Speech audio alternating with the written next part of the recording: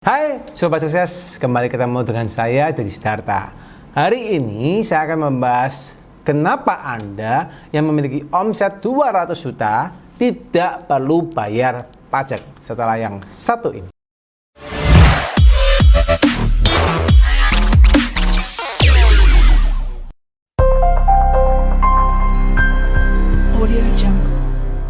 Hai Sobat Sukses, gimana kabarnya? Semoga teman-teman selalu sehat, selalu diberkati dan selalu happy ya. Gimana usaha teman-teman di akhir-akhir ini? Apakah ekonomi kalian atau kondisi ekonomi membaik?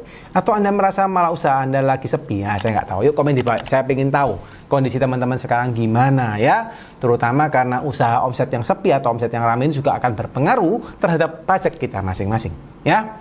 Nah, by the way teman-teman, hari ini saya akan mau men-sharingkan terkait dengan omset teman-teman yang memiliki omset di bawah 500 juta setahun ya. Mungkin teman-teman ada yang pernah tahu di informasi yang pernah saya sampaikan di video yang lama ya, tentang bahwa pemerintah memberikan fasilitas berupa untuk teman-teman UMKM yang memiliki omset di bawah 500 juta per tahun ya. Itu Anda tidak dikenakan pajak alias pajaknya 0. Wah, enak banget ya teman-teman, dapat pajaknya 0 ya. Jadi teman-teman jangan berpikir kalau yang banyak komentar di video-video saya itu selalu mengatakan pemerintah itu tidak adil lah, korupsi lah gitu ya, atau apapun komen-komennya negatif ya. Tapi anyway itu terserah Anda, karena Anda punya hak untuk mengetik, Anda punya mulut, Anda punya tangan, yaitu hak Anda. Tapi yang saya perlu sampaikan, pemerintah juga berupaya untuk memberikan fasilitas-fasilitas atau tarif-tarif terbaik atau aturan-aturan yang seadil mungkin. Meskipun saya akan percaya tidak bisa semuanya Anda puas dengan aturan pemerintah, tapi memang itulah adanya ya. Jadi yang kita bisa lakukan adalah kita mengikuti aturan yang ada ya. Nah, kembali ke tadi bahwa ada aturan di mana Anda punya omset 500 juta setahun, itu Anda bisa tidak dikenakan pajak ya. Terutama Anda yang masih dalam klausul atau Anda yang masih menggunakan tarif sebagai pengusaha UMKM ya, di mana Anda bisa mendapatkan tarif adalah 0,5% dikalikan omset. Itu adalah pajak yang perlu Anda bayarkan secara final ya. Nah, by the way, memang ini tarif diberikan atau fasilitas ini diberikan, belum tahu sampai kapan masa berlakunya. Cuma pemerintah memberikan ini adalah fasilitas untuk teman-teman yang memang sebagai UMKM. Sekali lagi, sebagai UMKM dan memiliki hak atau memiliki klasifikasi sebagai pengusaha UMKM yang mendapatkan tarif PPh final. Nah, bagaimana seandainya Anda tidak mendapatkan klasifikasi tersebut? Ya, contohnya apa sih? Misalnya Anda sebagai pengusaha UMKM yang memiliki klasifikasi final, ya misalnya Anda sebagai toko yang jualan retail, Anda sebagai toko yang jualan bahan kebutuhan pokok mungkin gitu ya, atau Anda sebagai distributor ya yang menjual produk ya, atau Anda sebagai pabrik UMKM kecil yang jualan makanan. Nah, intinya Anda punya produk itu biasanya Anda masih dapat klausul UMKM ya. Tapi kalau seandainya Anda misalnya sebagai misalnya sebagai konsultan, sebagai pengacara, sebagai dokter, sebagai notaris, sebagai tenaga ahli, sebagai olahragawan, ini tidak berlaku untuk Anda yang bekerja seperti itu ya. Jadi tarif UMKM ini benar-benar untuk Anda yang bekerja seperti saya sebutkan tadi ya, retail, grosir, distribusi, manufaktur, dan omsetnya di bawah 4,8 M per tahun. Nah, ini masih bisa mendapatkan tarif UMKM ya. Nah, kalau Anda tidak mendapatkan tarif UMKM, maka tadi fasilitas 500 juta setahun tadi itu tidak berlaku teman-teman ya. Jangan salah kaprah, jangan salah tangkap ya. Itu tidak berlaku untuk Anda yang bukan mendapatkan klausul sebagai pengusaha UMKM ya. Nah, teman-teman perlu perhatikan, jadi jangan sampai Anda salah hitung ya. Nah, terus bagaimana Pak? Misal saja, ini pertanyaannya, ternyata Anda itu memiliki omset di atas 500 juta setahunnya. Nah, tenang teman-teman, tidak usah khawatir ya. Seandainya Anda mendapatkan omset di atas 500 juta setahun, Anda tidak perlu khawatir, karena sampai dengan batas 500 juta, omset 500 juta ya per tahunnya, itu masih free pajak ya. Fasilitasnya masih ada free perpajakan ya.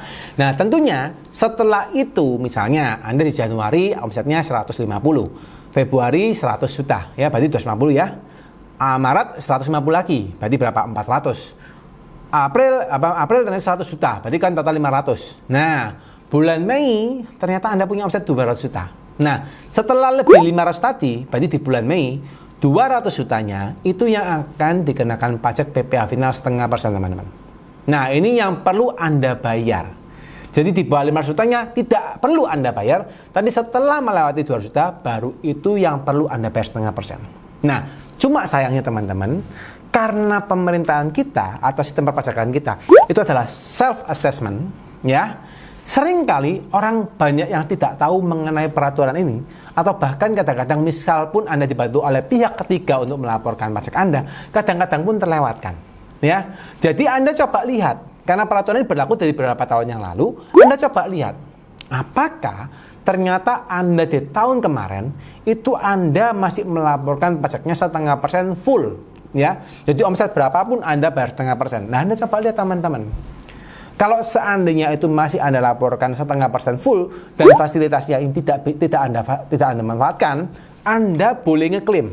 Ya, jadi Anda tinggal minta namanya pemindah bukuan sebesar tarif 0,5% tadi dikalikan 500 juta, itu Anda bisa pindahkan ke tahun berikutnya.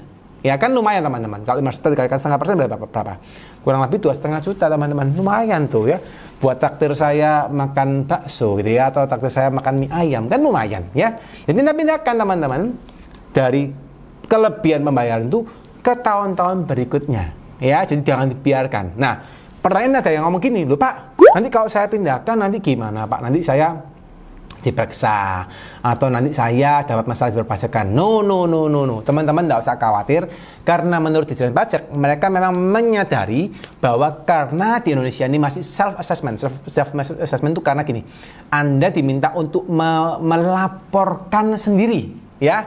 Jadi Anda diberikan kewenangan untuk melaporkan sendiri, maka perpajakan juga oke, karena melaporkan sendiri kadang-kadang Anda bisa kelupaan atau tidak tahu tarif perpajakannya, ya. So Anda perlu pindahkan ke tempat yang lain, ke tahun yang lain, supaya itu fair juga untuk Anda sebagai wajib pajak. Ya, ini kan menarik buat teman-teman. Nah, pertanyaan berikutnya, seandainya saja Anda itu ternyata omsetnya masih di bawah 500 juta, gitu ya. Terus pertanyaannya, apakah Anda tetap perlu lapor pajak atau enggak? Ataukah Anda perlu lapor NPWP atau enggak? Nah, ini teman-teman ya.